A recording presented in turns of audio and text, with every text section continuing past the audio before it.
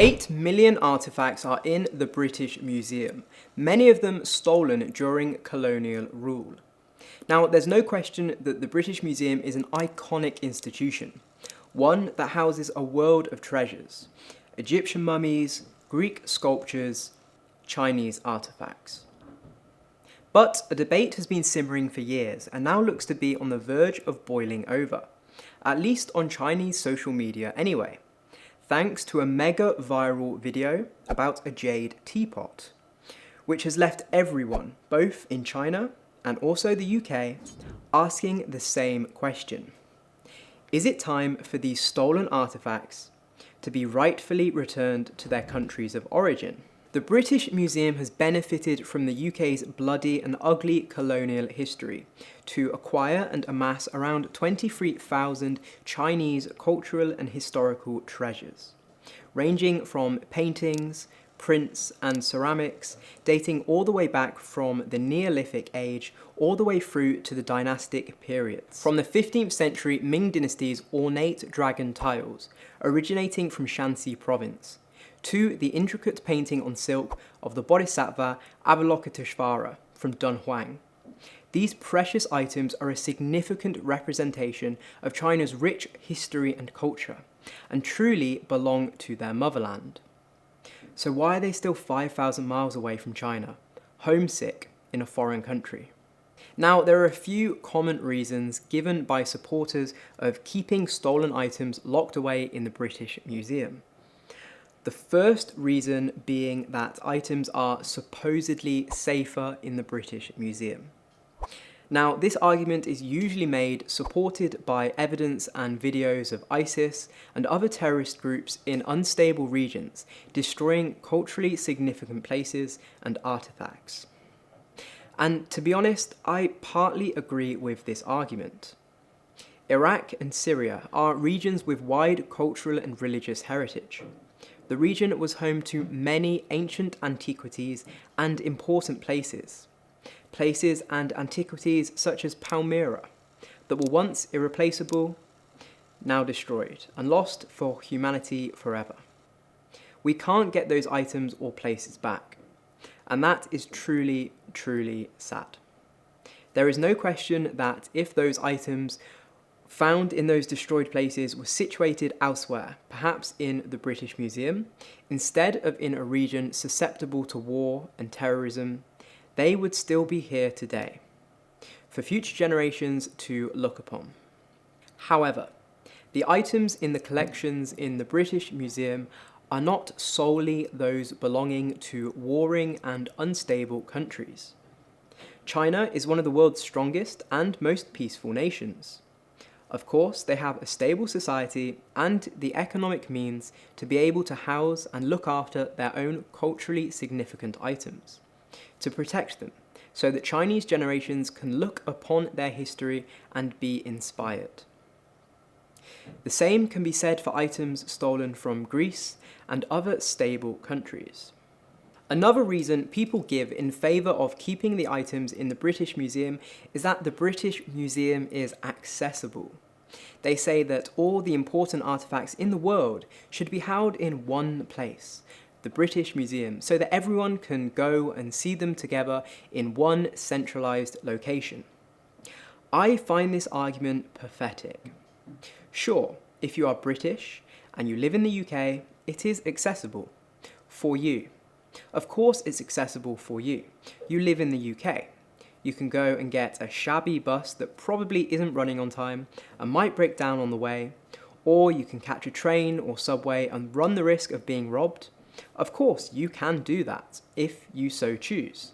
And those in Europe, of course, it's easy for them to come and have a look as well. You can get a very cheap flight that will only take an hour or two. You probably even speak a common language and can navigate the culture as if it's your own. But isn't this a very Western-centric view? What about those in Asia or Africa, the countries most of these items actually belong to? What about those people in China, in Egypt, in Nigeria? Is it also accessible for them to come to Britain and look upon their ancestors' artefacts? Of course it's not, and you are lying if you try and say that it is.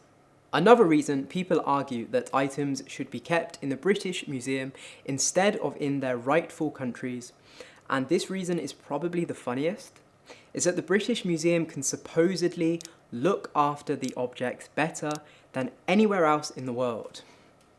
They say that items are safe in the British Museum, safe from fire, from theft, from damage, and have been safe for hundreds of years and will be safe for hundreds of years. Now, perhaps that was true.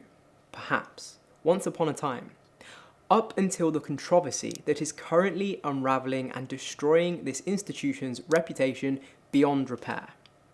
For the last few years, staff members, not even thieves, staff members with the same colonialist, entitled attitudes of those that snatched the items in the first place, have been taking items from the British Museum. Can you believe that? Items belonging to history. These people have been entrusted with their protection and safe passage, but instead have acted upon their worst instincts and impulses in order to make a quick buck. The Chinese and other countries should be outraged at this. Their culturally significant artifacts, rightfully belonging to them, have been refused their rightful return to their motherland and instead have been lazily stored and then stolen, perhaps to be lost forever. They should demand the return of their irreplaceable objects before the rest get stolen or broken, so that their children can look upon and learn about their country's history. In fact, the British Museum now has a moral imperative, a simple principle, to return the items not belonging to them.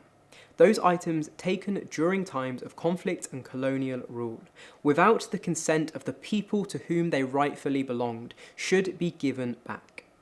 There is no argument that exists whereby one can persuade others that artifacts belonging to China will be better off 5,000 miles away in England. There is no evidence suggesting these items will be better looked after in the British Museum when the Chinese people would never seek to steal their country's culturally significant items for personal gain. As recently, in fact, as 2006, a visitor to a museum in the UK unbelievably tripped over his shoelace and smashed centuries-old Qing dynasty vases, which were just left on a window ledge, instead of being behind glass in a protective environment. In fact, the perfect thing to do, in my opinion, would be for my country, the UK, to make an acknowledgement. It would be a beautiful moment between the UK and China, a gesture of peace, justice, and an apology towards China for the difficult past between our two countries.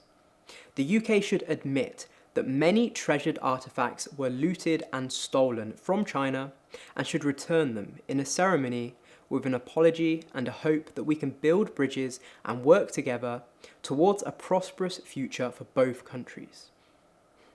This doesn't mean that the past should be erased, but it would be diplomatically a great moment for stronger international relations, and an opportunity to express respect for China's rich history, cultural heritage, and their people. I hope that the stolen Chinese relics can return home in a dignified and magnificent way. Jia Guo Yong An. If you liked this video, don't forget to subscribe, give it a like, and let me hear your thoughts in the comments below. And I'll see you in the next video.